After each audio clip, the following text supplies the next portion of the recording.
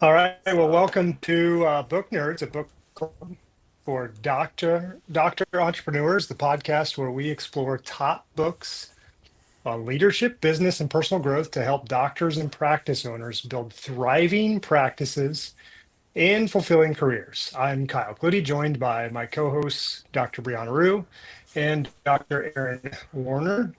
And this month we read a good book on sales, To Sell is Human, right here by Daniel Pink. So, um, Aaron, start us off. What were your first impressions on the book? so I love this book, and I've gone through it a couple times. Yeah.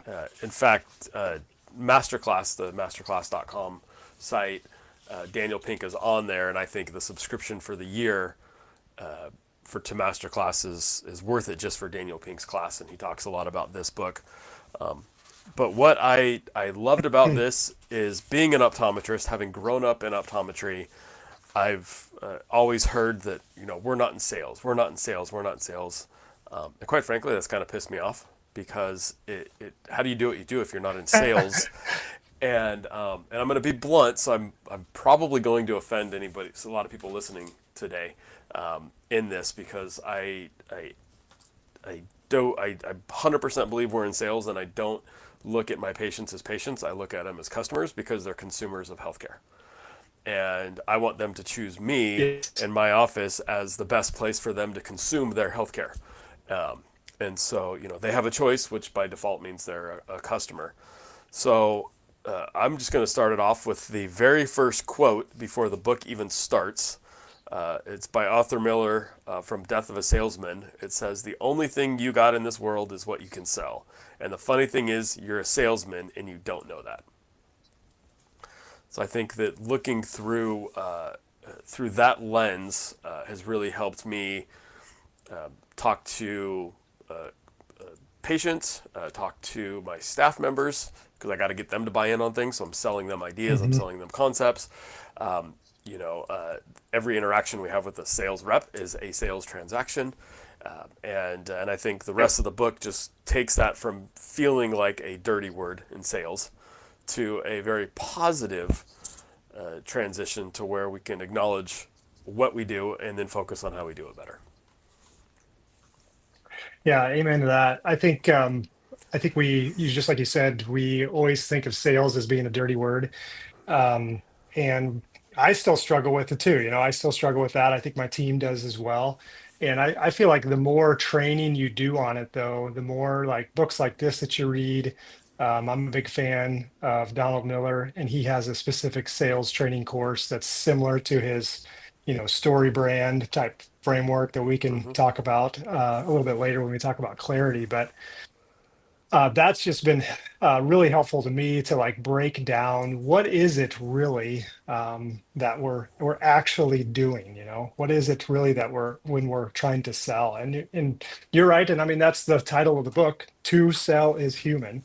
He's basically making the case that really sales is all about. I think the key phrase he said is just influence, or really just how do you move people, right? Yep. If you are trying to move somebody, and it may not even be in the sense of a transaction. If you just or you're in the process or in the job of moving somebody or influencing somebody, that's sales. So as he it's we're all in that. Like that's pretty much how we're all operating in that realm. Absolutely. And I would challenge us and then anybody listening and would love to hear your comments for those who are listening live, type them in. I want you to think about, because I've been playing this game with myself, and so far I'm batting 1,000 or losing 1,000 depending on how you look at it, but try to find something in your life that isn't sales. Right? The pen I'm holding, I bought it for a certain reason. We've sold you on on giving up your time the next hour to come and join us on this book club. We've sold you on the idea of trusting us to go buy the book or the audio Yep. book. All right. And it's not financial because you're not paying us to be here, but you're certainly trading your time. And in that interaction, we're trying to deliver value and quality back selfishly. right? I'm getting a lot out of it For too. So I sure. think sales a two-way street, and but I Hmm. would challenge you to try to find one interaction in your life that isn't sales, or some part sales, right? Even with my wife and my kids, trying to convince them to stay up later, or not have to brush their teeth tonight or something, right? There's always some sort of kind of sales transaction happening. And I think as we go into For this sure. too, I like that with Aaron and hi guys, rushing in here. When Hi, Brianna. you are, well, blah, when we're providing, so if you don't like the word sales, let's just providing solutions. Mhm. When a patient asks for a copy of their prescription with glasses or contacts or doesn't take your recommendation or your prescription for their glaucoma medications or dry eye or the IPL or myopia management, right? You're trying to move someone in there to believe in their care like you do, to care about their care the way you do. So when they don't do it, because you are selling them or providing them a solution, call it whatever you want, whatever makes you feel better at the end of the day, that hurts. Mhm. Yeah. They're giving you feedback that you didn't convince them in a way they could listen. So what I see in clinics time and time again, and Kyle and Aaron, I know we work on this a lot, right? We're all busy clinicians. Like I'm running behind because I knew keratoconus 47-year-old been multiple places. No one told him. Freaking sty, then an MS case, and a scleral lens fit, and then a -9 that flew from Panama to see. Like my clinic this morning, I was like, That sounds like a Friday "I afternoon, not a don't know." Wednesday. Mhm. So Yeah. when a patient doesn't buy from you, right, they're giving you feedback. And so it's a point in time to pause and reflect so that doesn't keep happening. That's what this book like Right. really, really helped me see. So I'm excited to go through it because Mhm. there's some really good points, like juicy points in here. Good stuff. Well, For sure. I'd like to start just with, if you guys don't mind, I think I'm most passionate Yeah, go about this ahead. book than anything else. So page Okay, 38 good. to me is the best definition of sales I've ever seen. And Yeah. it's the very top of page 38. It says to sell well Hmm. is to convince someone else to part with resources. So then I'm adding money, time, whatever. Not to deprive the person, but to leave him better off in the end. Right. So I selling have is 3 stars next to that one. yes. Well done. 3 stars. And dog-eared. Underlined and 3 stars. Wow. And dog-eared. So I think keeping that in mind, right? We're really trying to Yeah. convince somebody to part with resources, again, time, money, whatever it may be, but to help them to get better, to be in a better place than they are right now. And Right. I think that is the piece that's missing in the sales is dirty mindset, is that we're just Yeah. trying to help you get to a better place. The other part on Yeah. that page, right? He says there's a distinction between irritation and agitation. So irritation is challenging people to do something that we want them to do. Agitation is challenging them to do something they want to do. Irritation doesn't work because they have to participate in their own game or their own healthcare. So a lot of the times what we do as clinicians, we know what the problem is. We go into solve mode. I do this with my husband too. He goes, "You treat me sometimes like an employee of yours." And I'm like, "I just want you to listen." I'm like, "You know, you're coming to me with a problem and I go into solve mode, man." But I'm the wrong person to come to you with a problem because I'm gonna push you off the cliff and we're gonna solve it. Like, don't come to me to just complain. Love you, Josh. But what what it says is you most times a patient will speak. We will cut them off 18 seconds into their description. And if you just let them talk for the next 25 to 30 seconds, they would feel better heard. And you'd actually be able to get them involved. Yep. Yep. I love that. Yeah, absolutely. That's good. So, hey, let's jump into. Um, he basically breaks up the book into 2 sections, big sections, right? The first is kind of how to be in sales, And then the next big section is basically what to do in sales or selling, right? So the first the first is how to be, and in terms of like, trying to be a certain type of person or selling, the first step in that is attunement. So anything from that kind of area or the chapter on attunement that kind of stuck out to you guys at all? Yeah, so what he's talking about here is the 3 chapters. So it's attunement, buoyancy, and clarity is Yep. the section that we're talking about here. So with attunement, hold on, let me get to my dog ears here because I had something good for that one. Where does attunement start? Page 65. Thank you. Yeah, 65, basically 65 through 75, about 10 pages there. So Yep.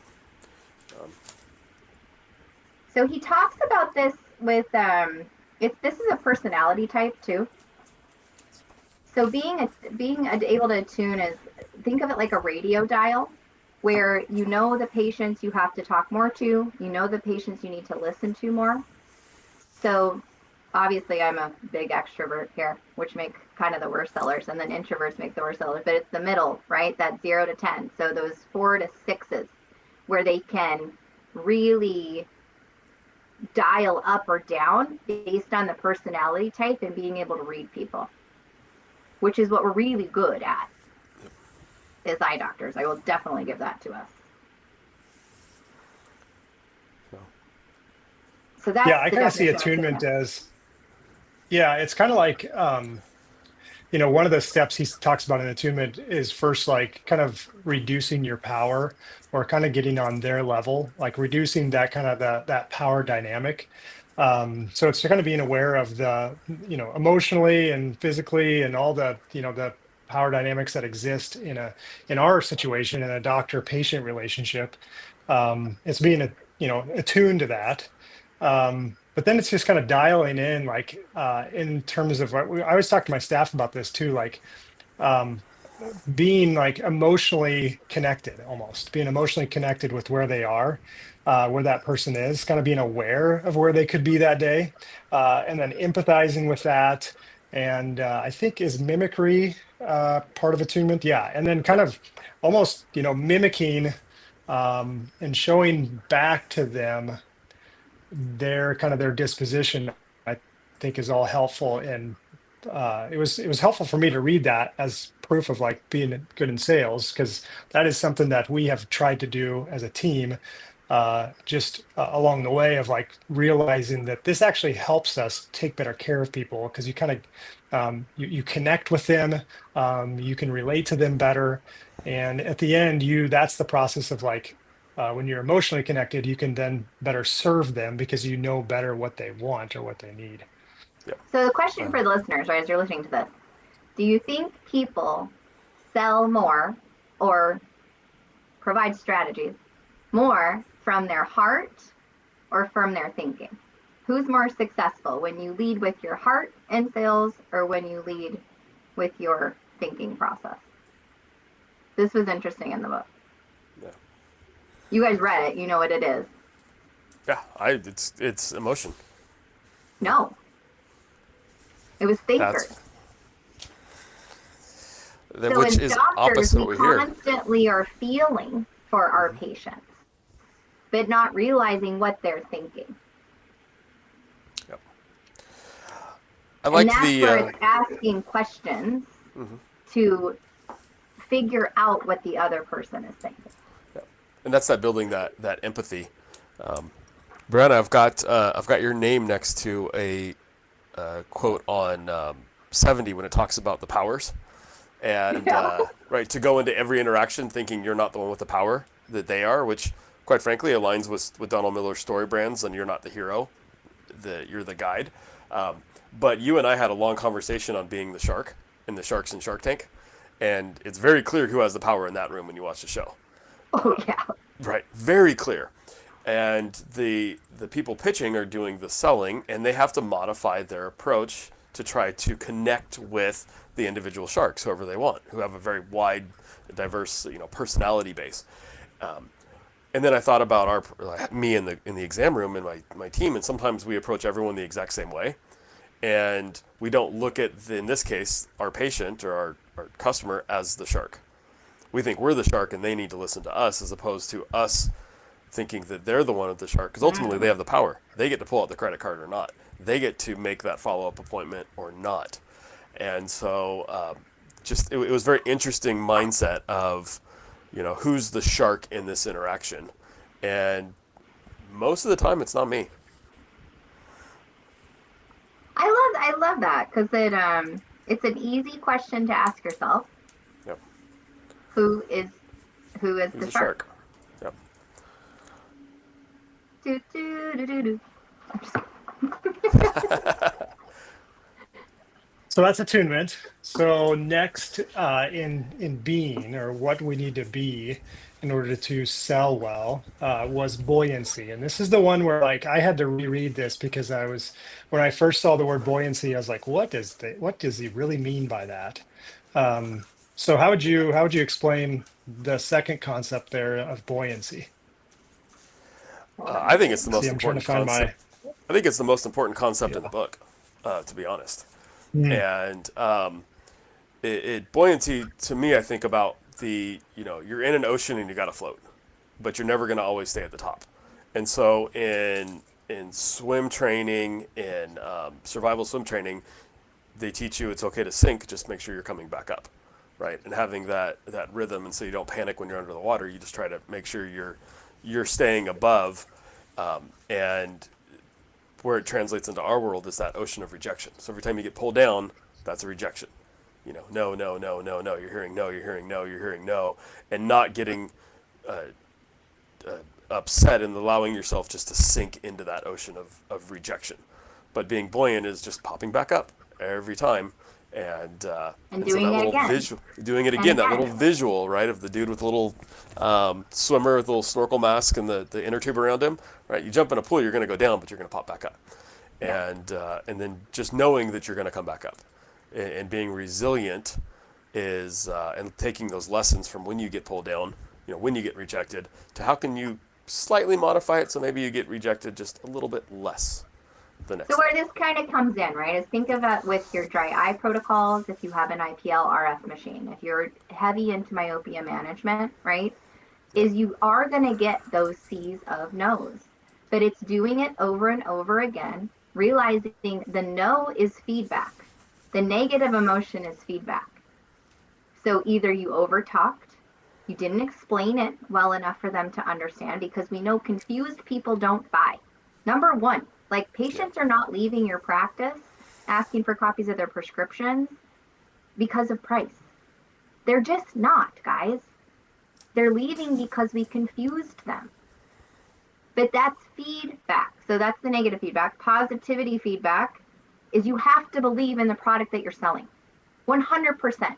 So Kyle and Aaron are really good about this too. When you're presenting a myopia management treatment program or an IPL or RF or dry eye that you want to do, shoulders back, chin up, believe in what you're seeing, because they're selling, because they will sniff you out. Yeah. They will sniff you out. So that's where this buoyancy side is. And the big part to this. Yeah, what's the song? What's the song that you sent us? What was that again? Didn't you send us a fake? Gotta get up again. That's right. Gotta get down. What was Chumbawamba? Is that right? Chumbawamba tub thumping, or isn't it called? Yeah. That's what came on too. That's buoyancy, right? Yeah. Doesn't matter. Just keep going. And you're exactly right. That's why a protocol and like a commitment and consistency to, like you said, IPL and myopia management is so important, because you just stick to it. If this is a good candidate, I don't care about the rest. I'm going to do it the same way. I'm going to talk to them about it.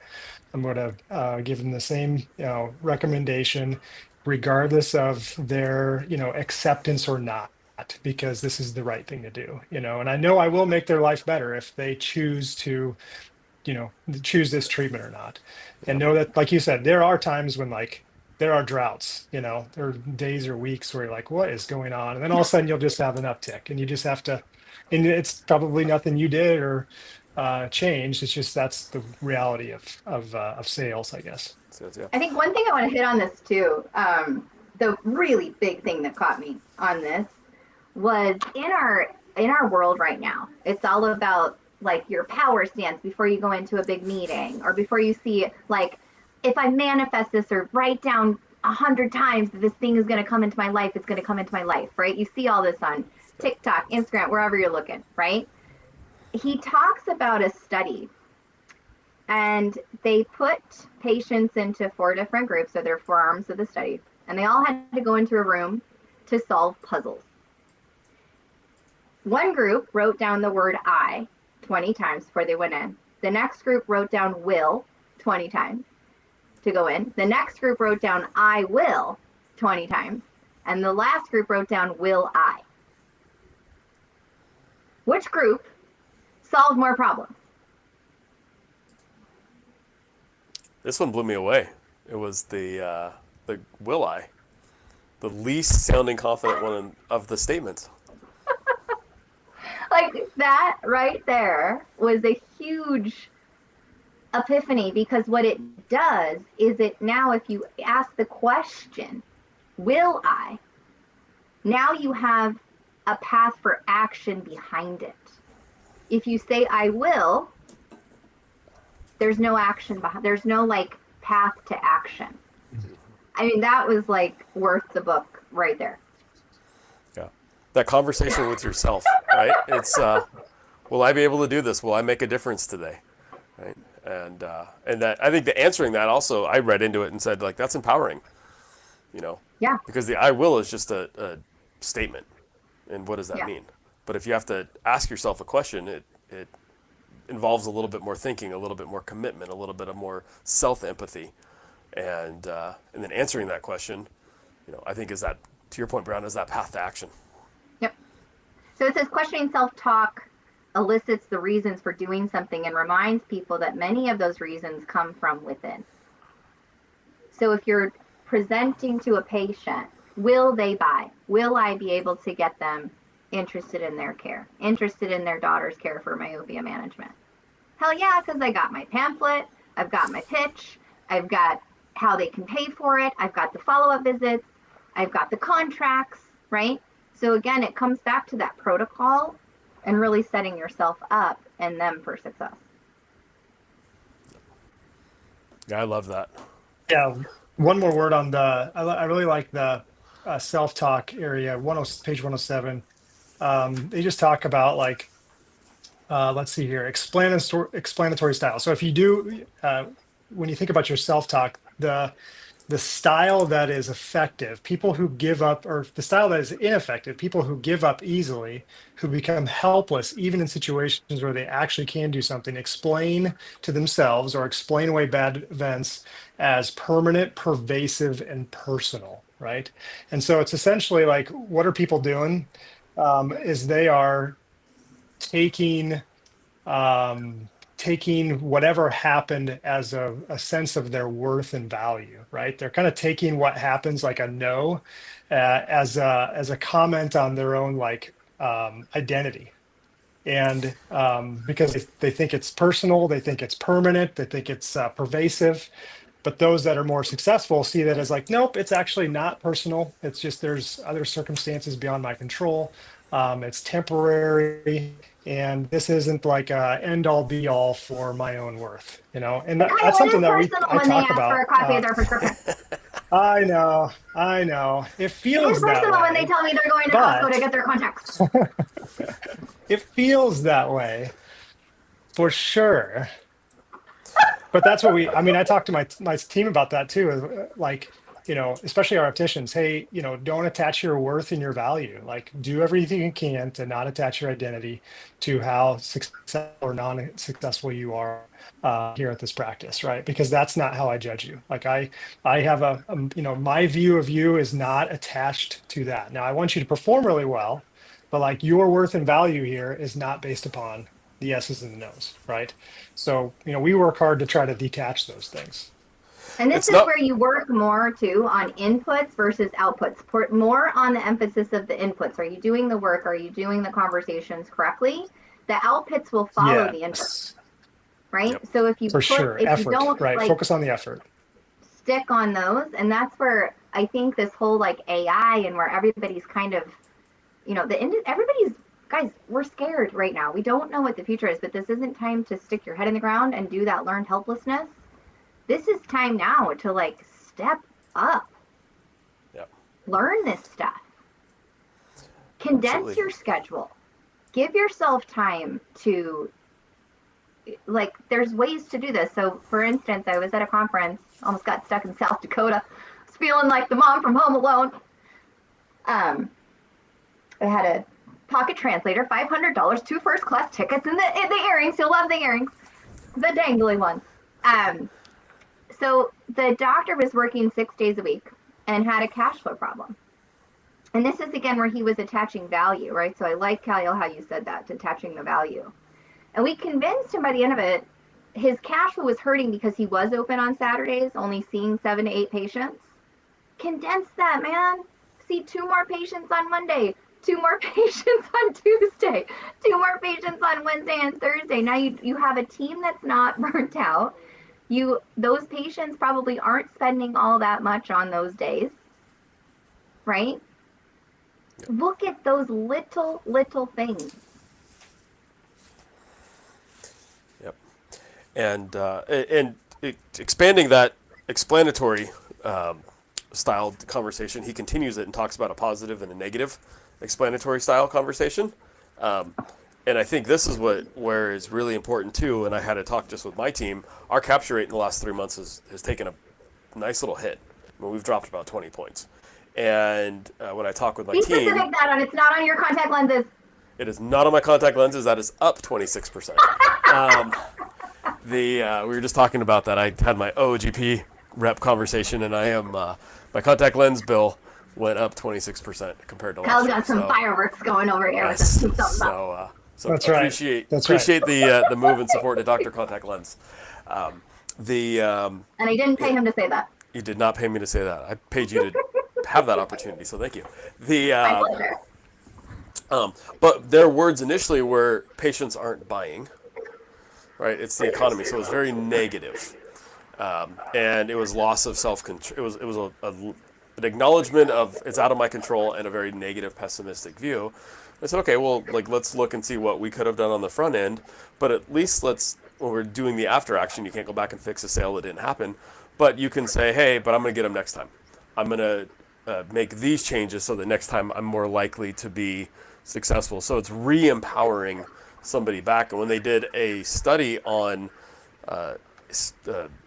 insurance salesmen, and those who were more optimistic in their approach to a negative reaction, right? Were 37% more successful, and then the ones that were pessimistic, not only were way less successful, but they were way more likely to quit and just leave the job altogether and go somewhere else. So I think it's that how we, going back to the buoyancy, how you respond to getting pushed under, how do you respond to that rejection is huge.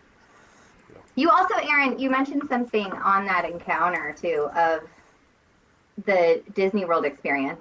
Remember, I sent you a picture if you guys are watching online. Here's ChatGPT made for Aaron Werner on the Jungle Cruise. So you're the Jungle Cruise director, right? Take control. That is the dumbest ride. So here was the conversation real quick. The Jungle Cruise is the dumbest ride in Disneyland, period. Right? You stand in the worst line ever with a bunch of stinky strangers that you don't know, and you're shuffling through. There's nothing to look at. You finally get on this boat that's kind of a lame boat with with the same stinky people, listening to dad jokes, watching animatronics that were built in the 60s. And I'm not going to ruin any of the dad jokes if you haven't gone, and feel free to shoot me the hate mail, all you Disney lovers out there. But if you look at it, it's the worst ride ever. However, when we go to Disneyland, we always go because we laugh our heads off because the cruise guide makes it so much fun. And we know what's happening, yet because the cruise guide is making it personal, even though the jokes are the same, they're making it relatable. We're more likely to engage, and we're certainly willing to stand in a 45 to an hour minute long ride or line just to get on this ride. So yeah, part of my pitch to my team was, be the cruise director, and so Brianna tapped into her AI wizardry to make me the new cruise director. That was a fun fantastic. prompt. It was a super fun prompt. But I'd love to That's finish one- this chapter on, we're all Dumb and Yeah. Dumber fans, right? Where it's like, so you're Oh, yeah. saying there's a chance, right? Always. That's what this is. It's not getting discouraged by a no. It's just a not right now. And again, you just got to keep getting back up again. Lloyd. Lloyd. Nice. Kyle, get us back on track here. So, He's like, All I'm right, done. let's see. We've got, yeah, no, I'm just kidding. Let's, we'll They skip will say, clarities. well, Clarity's you the know next what? one. So the three are attunement, buoyancy, and clarity. If you want to know about clarity, just go listen to our podcast on StoryBrand, because that's essentially like very similar, right? Like when it comes down to it, you just, like you already said it, Brianna, you have to be unbelievably clear, and probably more clear than you think you are right now. Like, whatever you think you are in terms of your clarity now, like double or triple that. Just because it has to be so simple, down to a second or third grade level in terms of how you talk, especially in our position. Like, we got to really make things super simple. But let's jump into the last But one last three, thing which on that, is last Kyle. three chapters. Yeah, the biggest Yeah. thing right there is, are you a problem solver or a problem finder? Mm, So in optometry, Yeah. a lot of the times we're a little bit of both, right? But the problem finders actually do better than the problem solvers. Why So is like that? it was an art class. It's on page 127. But part of this, he said, with the artists is they went in and they said, look at these. Can you produce a good drawing? They were trying to solve a problem. Okay. The second was trying to find a problem. What good drawing can I produce? The ones that discovered the problems, 18 years were more successful than their peers. well, I think problem solving is very finite, right? It's a math equation that's presented in front of you. Problem finding is helps to improve people's quality of life, unexpectedly. Yeah. Patients come to us with a problem that they have. I need new glasses. I can't see well. My glasses broke. Finding more problems. Say you've got dry eye, you're borderline glaucoma. Oh, by the way, your kid is, you're super nearsighted. You've got a 3-year-old. Let's take a look at him and make sure they're not. Finding those additional problems adds the value. Any doctor can give you a new pair of glasses. What are you doing to helping them find problems they didn't even know they had? So as we're coming up on Expo, like Expo's around the corner, whenever you go to a conference, okay, if you go into, I'm there to maybe buy an IPL or search out Dr. Contact Lens or solve a certain problem, right? That's very finite. But if you go into these exhibit halls, into problem finding mode, and you walk up and you say, Kyle, what does iCode Media do? This right here, guys, this is the goal. This is the curiosity. This is what's going to separate you from everybody else on that floor. Do not walk up into my booth and ask me the first question, what does it cost? Like, stop it. That does you or me no good. Don't even go. Yeah. Sorry, I got a little passionate about that. But Go be curious. again, No, that's good. problem finding. Go into these. For sure. It's these similar halls, to, problem finding. yeah, it's similar to, we have, Daniel Palmer was on our call with StoryBrand a couple months back. And he works with us as our chief marketing officer. And we were actually just talking this last week because we're trying to improve. Aaron, you talked about your optical capture rate. That's one of our main goals this quarter is trying to increase our glasses capture rate. And he had a great statement. It's exactly what you're talking about there, Brianna, is that sales is really just the process of discovery, right? And so the more you can discover about your patient and the more we can put ourselves and our entire team in the mindset of discovering, have a mindset of discovery about our patient, the more we're going to, and that's all has to do with attunement, that has to do with buoyancy, all of those things, listening, mimicking, right? The more we can discover, the more we're going to actually hear the problems and meet the needs of our patients. And also what's going to differentiate you right here is an experience, right? It's the story that they'll tell somebody else about your practice. It's the story, like when you're working with a company, you shout from the rooftops if it's a great experience, right? But again, in our environment, a lot of us just go about the negative. Like, help these companies out, right? Be part of the build. Be part of the solution, not part of the bitching fest that's happening. Yep. That does nobody any good, right? And so it's that also doesn't really happen, does it though? Not in my circles. I've never seen that happen anywhere online. Never.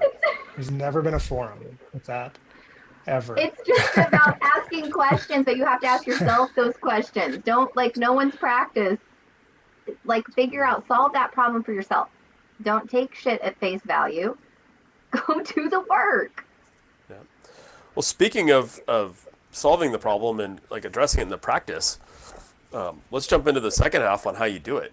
Because that's the other thing I loved about the book is he gives you frameworks for how to have these interactions, have the discussions, and so I'm curious on all the different pitches and modalities that he proposed.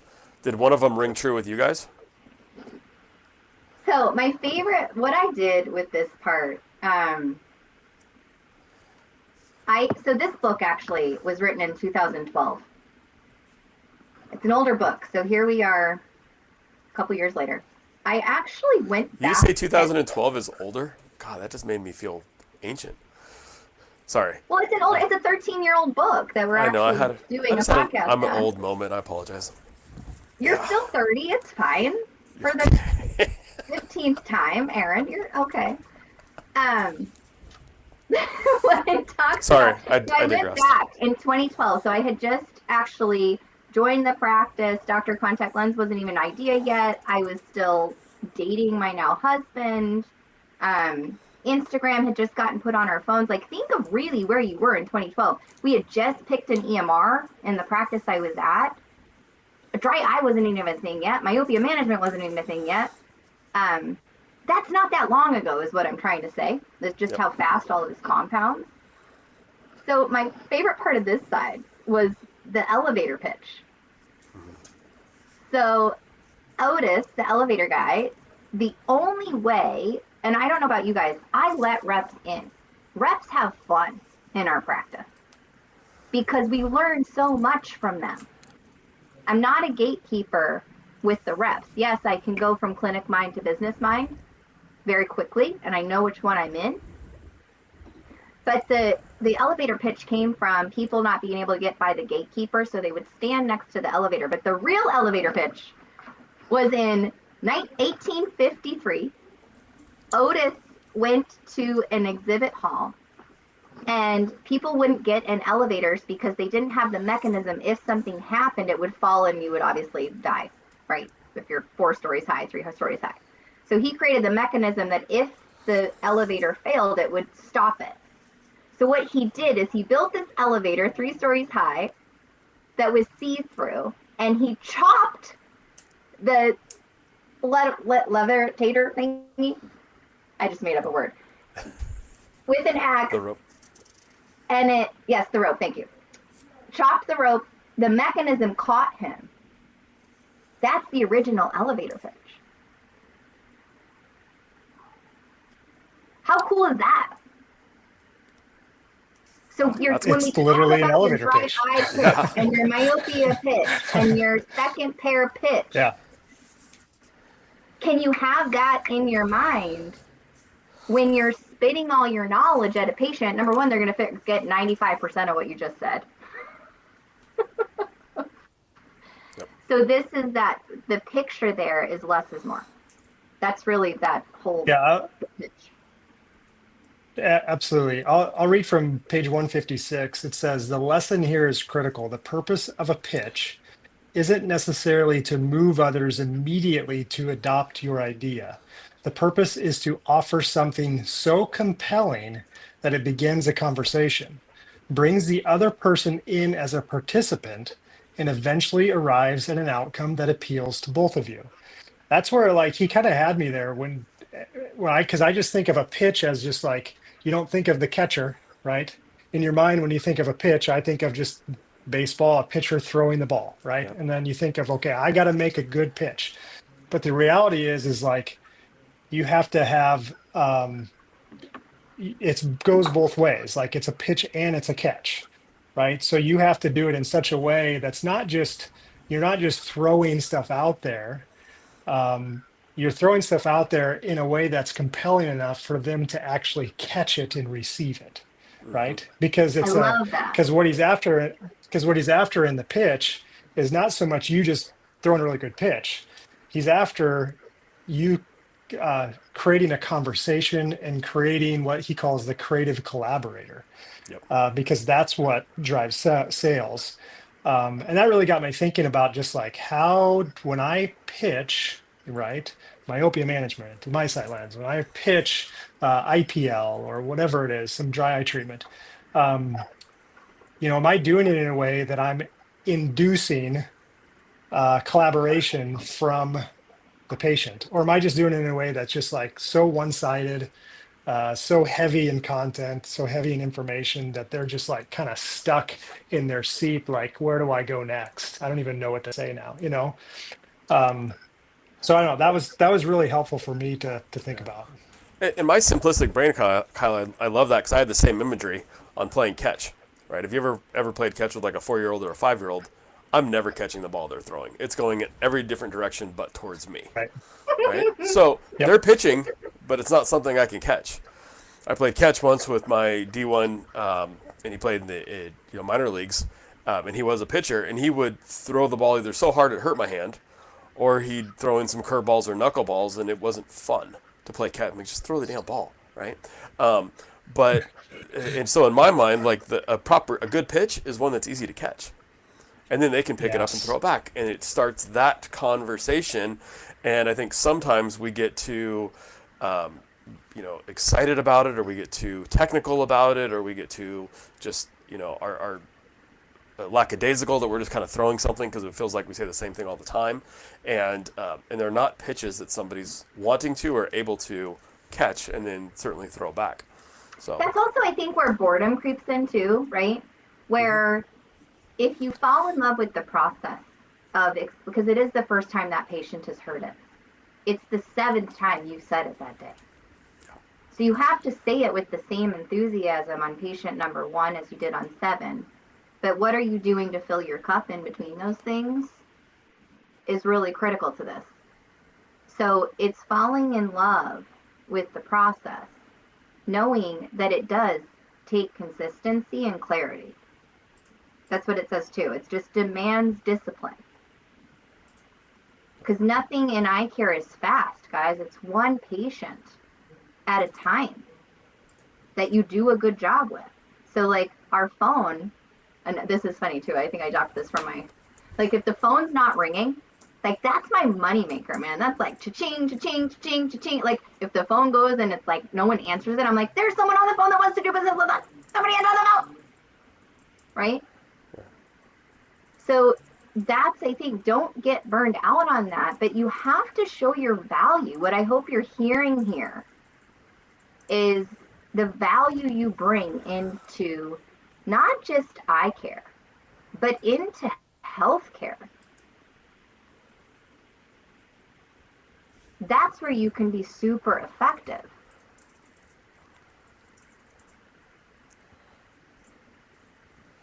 yeah, I agree. Yeah, I think what you're saying kind of leapfrogs the next one, the next doing or action item, idea to sell more or sell better is improvise, which I still am kind of fuzzy on exactly what that like really looks like. But the last one was serve, and that's kind of what I heard you saying there, Brianna, is like um, to stay motivated.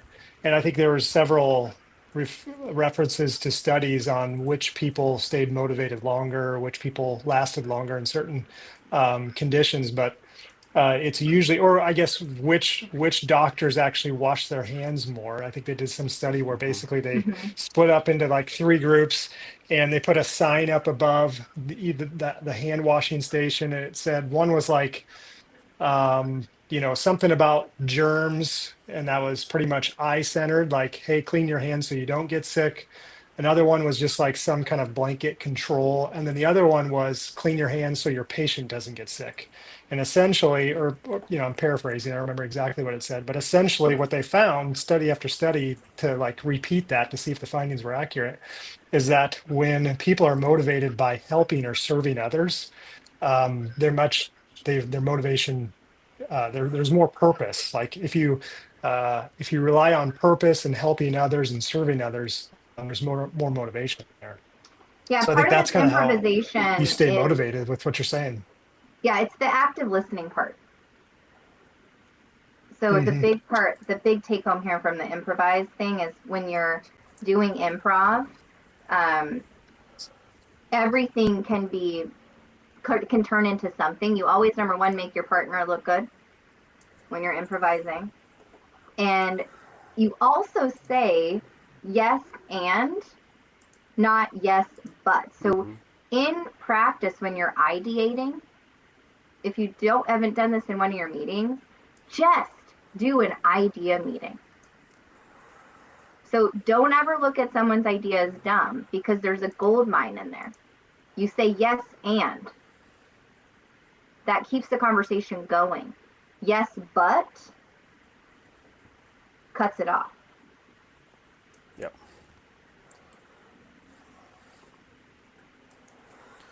Yeah. Nobody likes butts. You and your depends. Um, I love that. I love that. Yeah, these are all things, and the hard part is it's simple, but putting them into practice is tough, and that's where I really think that AI and the tools we have through AI. We need to come up with another word. I hate just saying AI, but the tools that we have are really helpful because you don't have to be, perfect in coming up with a rhyming pitch or the Pixar pitch. You can have a conversation with your AI tool, whether it's Chat or Gemini or whatnot, to put in your pitch and have it put it into change it so that it fits that model. In fact, you don't even have to type it. You can have a conversation with Chat and say, hey, here's what I say to a patient in the exam room. Record it. Now take that and put it into under one of these pitch guidelines that Daniel Pink describes in his book To Sell Is Human, because it'll pull everything you need.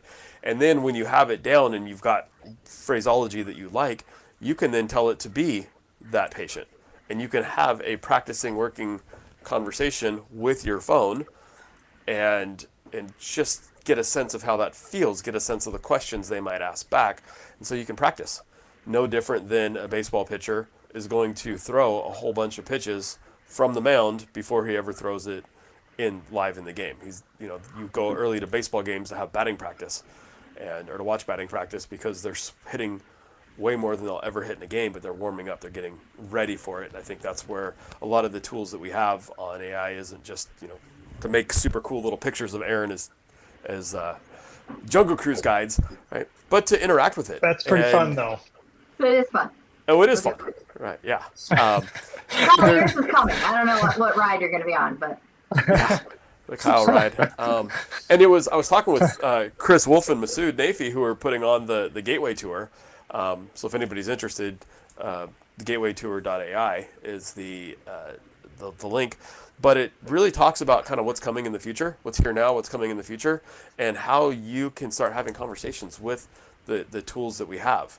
And that's incredibly powerful, because when you learn how to pull the right levers, it becomes a lot more fun. When you learn how to enjoy the river cruise, the jungle cruise, it's no longer sitting in a lame boat looking at the backside of water, right? It is a whole lot more exciting than what just it seems on the outside.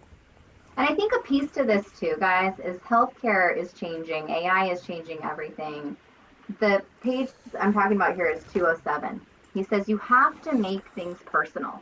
So what they looked at was like radiology.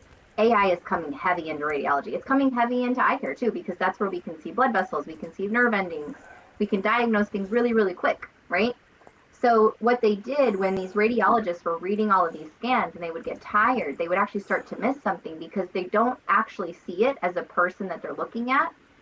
They actually started populating a picture of the patient that they were reading the scan for. They caught more things because they realized it was another human. So what I think happens a lot of the time when you're looking behind a slit lamp at two eyeballs, remember there's a human there. There's someone's sister, someone's brother, someone's mother, someone's cousin, someone's spouse that's behind those two eyes. So when you make this personal is when it makes it fun. So he has here with like eye-catching signs, and it's like if you've seen them where it's like, don't let your dog poop on my yard, right? But then when they said kids play here, pick up after your dog, they picked up after their dog. That's again where you make this personal care, because that's what we are really good at. And in the back of the book too, he goes, look at every encounter today that you have. It's somebody's grandma, okay? But they have 70,000 followers on TikTok. That's how you need to look at with every encounter. So as AI comes in, it's the more personal that it gets, the better you're going to protect that moat around yourself, your business, and your practice, and your patients. Absolutely. Yeah, I think it's a good word, because it really does. It's self-protecting, like in a way, like there are ways in which we're fearful of war, and I think those fears are sometimes warranted, right? I think there's some things that AI can be able to make decisions for us that are maybe better than how we're making decisions. And that, at the end of the day, I guess just to think about like the title of the book, "To Sell is Human," it is retain our humanity, right? In this world of AI, we still we will be able to do that, and patients and our people still want that human touch. So just like what you're saying, Brianna, is that there is, after this book, and then thinking about the world of AI, there's still plenty of opportunity for us, and patients will still want to come see us, because at the end of the day, like, as long as we work hard at building relationships with them and connecting, attuning to them, listening really, really well, but we got to work on these skills, right? Then, there's no replacement there for person-to-person influence, right? For us being able to move another person to try to make their life better, right? Like, that's a human to human thing that's going to continue happening, that I don't think is replaceable. Yeah, and I love the two questions on that, Brianna, you were talking about, and it's quite frankly the last page of the book, that he says to always ask and answer those two questions, and I think it's a great place, quite frankly, to kind of wrap up the conversation. The first question is the person you're selling, if the person you're selling to agrees to buy, will his or her life improve? Now remember, buy is, I'm putting you on glaucoma drops because I've diagnosed you for glaucoma. I need you to come back so I can evaluate and do a deeper dive into your dry eye, ocular surface disease, right? The second question is, when your interaction is over, will the world be a better place than when you began? And those to me are incredibly powerful. I've even expanded them not just into when I'm buying, or when I'm selling, but when I'm buying. Right? If I buy this product, if I decide to sign up for Dr. Contact Lens, will my life improve? Right? Is that going to help? Will the lives of my staff improve? When our interaction's over, will the world be a better place? Are my patients going to have benefits from it? Is it going to be a net positive on both? And I think that's incredibly important to ask. And when I can say yes to both of those, I sleep like a baby at night. Right? When I can't say yes to both those, and one of those has a no, that's I think where we start having some moral and ethical challenges, or we start finding burnout. Right? Am I recommending a procedure on somebody that really doesn't need it? Right? Am I trying to do something because I see the financial upside, but I'm not really sure if it's the best for the patient, right? And I can't answer those for anybody, but I think that inherently, as humans, we have that inside of us, and so if we're always doing right by the patient, if we're always trying to improve their life, we should be able to articulate that to them. Hey, if you get this, if you spend a little bit extra money to get the better new Varilux progressive lens, you're going to be benefited from it. And here I can articulate that, and I really believe that, right? And is the world going to be a better place? Yeah. Well, if I'm happier and you're happier, right? Your kids are going to be happier. You're going to be nicer to your spouse, right? It makes everything a lot better. We can start seeing the butterfly effect all the way through. So I love those two questions, and in fact, I told my sign friend I want to put those up on my my office wall, right? If what I'm doing, somebody buys into what I'm doing, are they going to be better from it? And is their life going to improve? And when the interaction is over, is the world going to be a better place? And also realizing, loving ending on that, realizing too, this goes both sides. If you don't present the patient with the options and they find out and seek someone else, if you didn't fully take care of their problem with a solution, they will seek someone out that will. Yeah. And so those are wasted opportunities that I see a lot of optometrists make, where you're not having, I see it in my own associates, guys. You didn't have the conversation. So you got to put yourself in the rink here. In the ring, right? Yep. By having the conversations, whether it comes to Demodex, it comes to dry eye, it comes to myopia management, it comes to glaucoma. Do what you need to do, and do it in a way that you can sleep at night knowing that you answered yes to both those questions. Love it. Awesome. Very cool. Thank you guys for making time. I know that was a good one, and I know today was the good one. You guys were both slammed with clinic. Sounds like a Friday afternoon on a Wednesday morning in both your worlds. So always appreciate making time. Those who joined us, appreciate you guys for joining us live as well, and those who go back and rewatch. So yeah, excellent book. I don't know as if we've established or set our next month's book yet. I think summer kind of got away from us all, but be on the lookout soon enough. That announcement. Look forward to chatting with you all again in August. We're already in August.